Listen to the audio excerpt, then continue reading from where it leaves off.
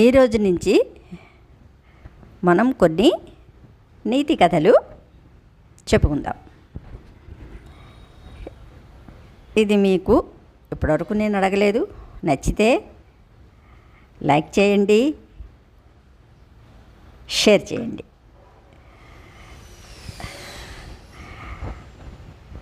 అంటే ఇక్కడ ఒక నానమ్మ చెప్తోంది, లేదు కొందరికి మా అమ్మ చెప్తోంది అనుకోండి. ఎవరు ఎలా భావించినా సరే కథని జాగ్రత్తగా విని దీంట్లో లాస్ట్లోని ఒక చిన్న క్వశ్చన్ వేస్తాను. దానికి మీరు మీ ఆలోచన ఎలా ఉంటే అలా సమాధానం చెప్పండి.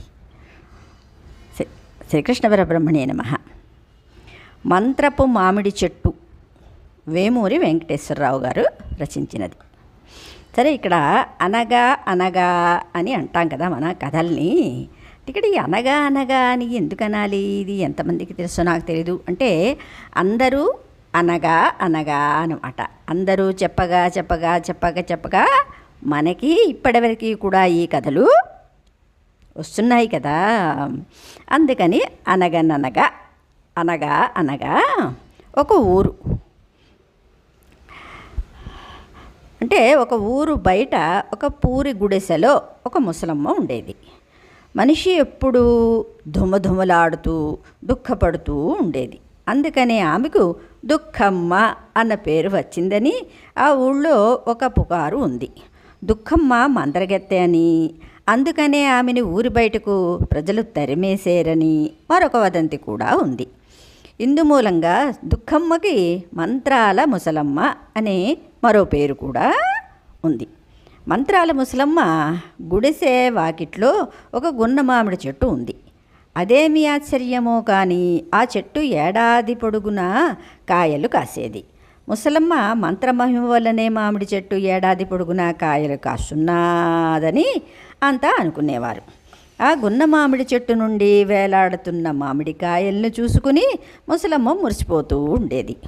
మన ముసలమ్మే కాదు, ఆ ఊళ్ళో ఉన్న కుర్రకారు కళ్ళన్నీ ఎప్పుడూ ఆ కాయల మీదే ఉండేవి.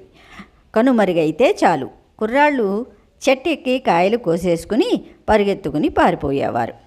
కుర్రాళ్ళు రాకపోతే కాకులు, అప్పుడప్పుడు లోకులు కాకుల కంటే అన్యాయంగా తయారయ్యి కాయలు కోసేసేవారు. వచ్చేపోయే దొంగల్ని కాయలేక విసిగి వేసారిపోయింది దుఃఖమ్మ. ఇలా ఉండగా ఒక రోజున ఒక సిద్ధుడు వచ్చి ముసలమ్మ తలుపు తట్టాడు. తలుపు తెరిచిన ముసలమ్మకి మనిషి కనిపించలేదు, కానీ కాళ్ళ వరకు పెరిగిన గెడ్డం, చంకలో దండం, చేతిలో కమండలం కనిపించాయి. అమ్మా, ఆకలి, ఈ సన్యాసికి పట్టెడు అన్నం పెట్టి పుణ్యం కట్టుకో తల్లి అన్న మాటలు వినిపించాయి. పిల్లికి బిచ్చం పెట్టని దుఃఖమ్మ మనస్సులో ఒక ఊహ మెరిసింది. ఆ సిద్ధుడికి తనకున్న దాంట్లోనే కొంత పెట్టింది, సంతోషపెట్టింది. కడుపు నిండిన సిద్ధుడు సంతృప్తితో బ్రేవుమని తేల్చాడు. ఏదైనా వరం కోరుకోమని ముసలమ్మతో చెప్పాడు. అంటే అప్పుడు సన్యాసులు ఏదో ఒకటి ఇచ్చిగాని వెళ్ళేవారు కాదు. ముసలమ్మ పన్నిన పన్నాగం ఫలించింది. ఆడబోయిన తీర్థం ఎదురవుతూ ఉంటే ఇంకా ఆలస్యం ఎందుకని, స్వామి, నేను తప్ప నా మామిడి చెట్టు కాయలని ఎవరైనా ముట్టుకుంటే వాళ్ళంతా ఆ చెట్టుకే అలా అంటిపెట్టుకుని ఉండిపోవాలి. నేను మంత్రం వేసి విడిపించే వరకు పట్టు విడకూడదు. ఇదే నా చిన్న కోరిక అంది. సిద్ధుడు సరే అని చెప్పి ఆ గున్న మామిడి చెట్టు మీద మంత్రించిన విభూది చల్లి వెళ్ళిపోయాడు. మరునాడు దుఃఖమ్మ ఊళ్ళో పనులు చూసుకొని ఇంటికి వచ్చేసరికల్లా చెట్టు కొమ్మల్ని అంటిపెట్టుకుని ముగ్గురు కొంటి కుర్రాళ్ళు వేలాడుతూ కనిపించారు. ముసలమ్మ కనబడగానే వలవలా ఏడ్చారు. చెట్టు పట్టు నుండి విడిపించమని ప్రాధేయపడ్డారు. ముసలమ్మ కుర్రాళ్ళని చూసి కూడా చూడనట్లు నటించి చెట్టు కొమ్మని వేలాడుతున్న ఒక కాయని కోసి ఆ కాయని కుర్రాళ్ళకి ఎదురుగానే కత్తిపీటతో ముక్కలుగా కోసి ఆ ముక్కల్ని ఉప్పు కారంలో ఊరవేసింది. మళ్ళా చెట్టు మీద చెయ్యి వేస్తే కత్తిపీటతో ముక్కు చెవులు పరపరా కోసి ఆవకాయ పెడతాను. మారు మాట్లాడితే మిగిలిన ముక్కల్ని కాకులకి గద్దలకి ఎగరేసేస్తానంది. ఈ మాటకి పోనీ కదా అని వదిలేస్తున్నాను, అంటే ఈ మాటకి అని బెదిరించి దుఃఖమ్మ కుర్రాళ్ళని వదిలిపెట్టింది. మన్నాడు తెల్లారేసరికి కొమ్మని కుర్రాళ్ళు వేలాడుతున్నారు. మరీ ఎత్తుగా ఉన్న కొమ్మని అంటిపెట్టుకుని కాకులు పిచ్చుకలు గోల పెడుతున్నాయి. చంకలోని గొడుగుతో కొమ్మని ఉంచి కాయను కొయ్యడానికి ప్రయత్నం చేసిన లబోడా శంఖం అంటారు కదా, శంఖం కూడా గొడుగు కర్రతో సహా చెట్టు నుండి వేలాడుతున్నాడు. చింత జిగురేసి అంటించినట్లు అందరూ చెట్టుకి అంటుకుపోయారు. దుఃఖముకి ఒళ్ళు మండింది, దుఃఖం వచ్చింది. మంత్రం నేర్చుకున్నంత మాత్రాన సరిపోయిందా? దాన్ని వాడగలిగే తెలివి కూడా ఉండాలి, సరైన మంత్రాన్ని కూడా ఎంచుకొని ఉండాలి కదా. ఇలా ఎంతసేపని కుర్రాళ్ళని బంధిస్తుంది? మరో మార్గం లేక చెట్టును అంటిపెట్టుకున్న ఉన్న పరివారాన్నంతా విడిపించింది. అవకాశం రాకపోతుందా అని అనుకుంది. కొన్ని రోజుల గడిచిన తర్వాత అనుకున్న అవకాశం రానే వచ్చింది. ఒక రోజున దుఃఖమ్మ ఆవకాయ కలుపుకొని అన్నం తింటూ ఉంటే ఎవరో వచ్చి తలుపు తట్టారు. ఎంగిలి చేత్తోనే వెళ్ళి తలుపు తెరిచిన దుఃఖమ్మ నిర్ఘాంతపోయింది. ఎదురుగా వచ్చి నిలబడ్డది యమభటుడు. దుఃఖమ్మ, నీ కాలం నిండింది, ఇక వెళదాం పదా అన్నాడు యమభటుడు. అప్పుడేనా అనుకుంది దుఃఖమ్మ. యమభటులతో వాదించి ప్రయోజనం లేదని దుఃఖమ్మకి తెలుసు. అందుకని, వచ్చావా? నాయనే, చూడు బాబు, నా చెట్టును కాసిన కాయలతో పెట్టిన ఆవకాయ ఎలా ఘమఘమలాడిపోతుందో చూడు. ఈ అంట్ల చేత్తో వస్తే ఏం బాగుంటుంది? నువ్వే చెప్పు. ఈ చేతులు కడుక్కొని ఆ ఆవకాయ జాడీని చంకనెట్టుకొని చక్కా వస్తాను.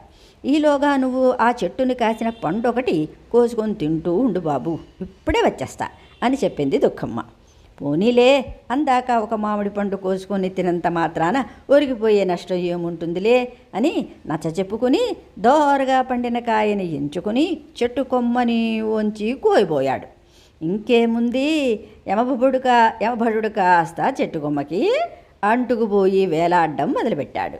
ఈ వ్యవహారం అంతా కిటికీ తలుపు నుండి చూసి దొంగనాయాలకి తగిన శాస్త్ర జరిగింది అని ముసలమ్మ సంతోషించింది. ఈ పరిస్థితి అక్కడ యమలోకంలో పెద్ద తంటానే తెచ్చిపెట్టింది. తిరిగి రావాల్సిన భటుడు రాకపోవడంతో యమలోకం అంతా యమాగా తలడెళ్ళిపోతోంది.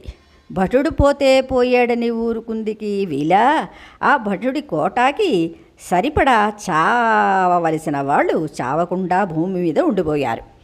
దీని పర్యవసానంగా పుట్టవలసిన వాళ్ళు వేళకి పుట్టకుండా సృష్టి ఆగిపోయింది.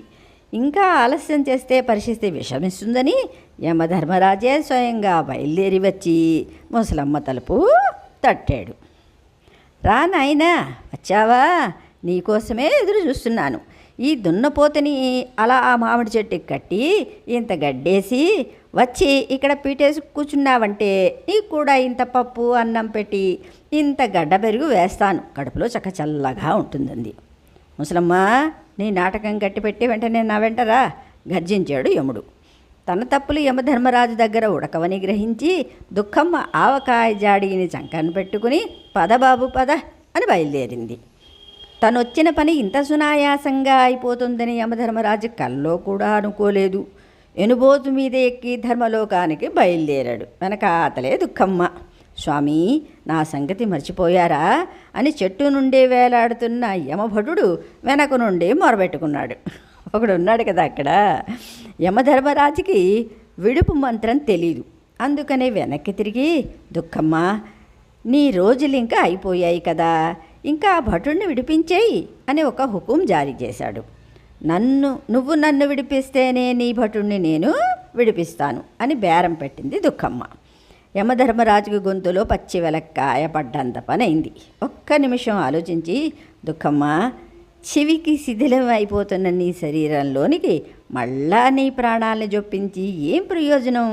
కానీ నీ కోరిక ప్రకారం నిన్ను, అంటే నీ పేరుని ఈ భూలోకంలో చిరకాలం ఉండేలా చేస్తాను. నా భటుడిని వదిలేసి అని బేరం పెట్టాడు. ముసలమ్మ ఒప్పుకుంది. ఎందుకంటే ముసలమ్మకు కూడా తెలుసు కదా. అందుకనే నేటికి ఈ లోకం దుఃఖమయంగానే ఉంది అన్నారు. అంటే దురాశ దుఃఖానికి చేటు. అసలు దీనికి ముసలమ్మ ఏం వరం కోరుకుంటే బాగుండేది? ఇది ఎవరైనా చెప్తే ఆనందిస్తాను. శ్రీకృష్ణ పరబ్రహ్మణే నమః.